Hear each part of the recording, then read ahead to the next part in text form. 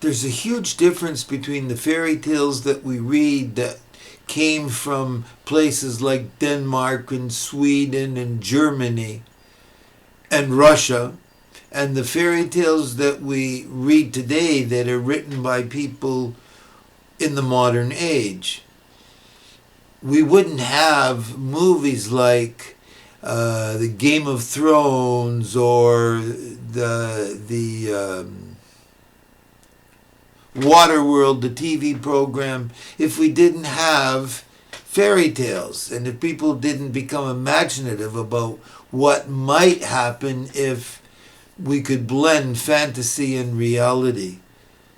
So when you listen to these fairy tales, you should think about all the different ways that you can see the effect of fairy tales in the world around us and the things you see on TV, the advertising and so on. Today's fairy tale, from a book written by Terry Jones, is called The Corn Dolly. A farmer was cutting his corn when he thought he could hear someone crying far away. Well, he kept on cutting the corn, and then the crying got louder and louder until he had only one more shock of corn to cut, and it seemed as if the crying were coming right from it.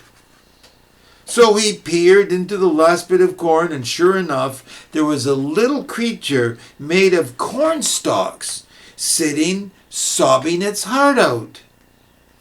"What's the matter with you?" asked the farmer.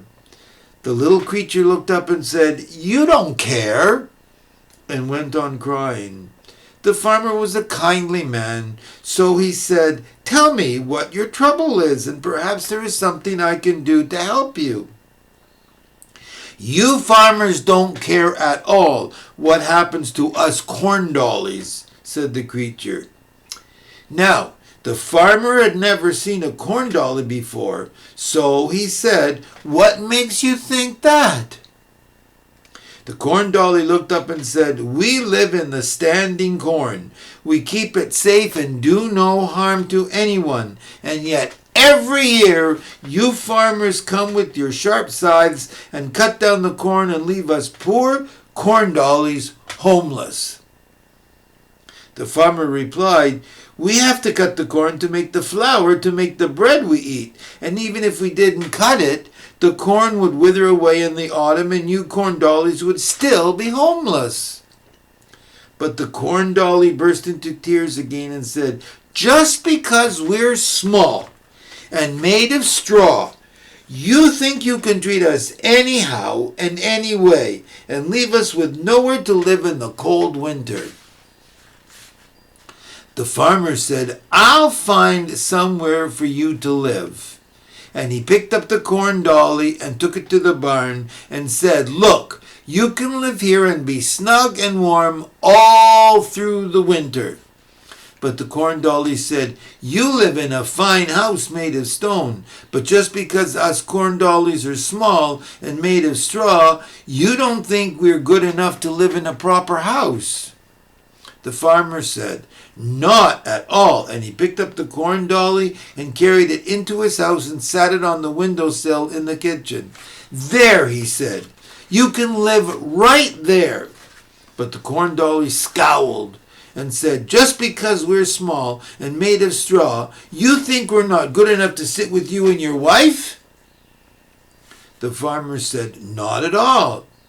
And he picked up the corn dolly and carried it to the fireside, and he pulled up a chair and sat the corn dolly down between himself and his wife. But still, the corn dolly was not happy. "What's the matter now?" asked the farmer.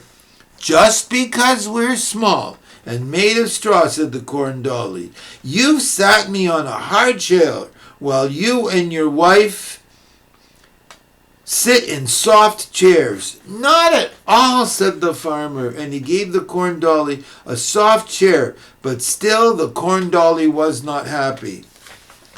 There's two pictures. First of all, there's the corn dolly sitting in the chair. Whoop, sorry. There's the corn dolly sitting in the chair. And if you look very carefully, you can see the corn dolly underneath the side of the farmer's foot. That's just to give you an idea how small they are. Is there still something the matter? Asked the farmer. Yes, said the corn dolly. Just because I'm small and only made of straw, you've sat me over here while you and your wife sit next to the fire and keep nice and warm. The farmer said, Not at all. You can sit wherever you like. And he picked the corn dolly up and put it next to the fire. And just then, a spark flew out of the fire and landed on the corn dolly. And because it was only made of straw, it burst into flames. And because it was only very small, it was all gone before the farmer or his wife could do anything to save it. There's a lesson in that story, you know. We have an expression. You give someone an arm and then they want a leg. Think about it.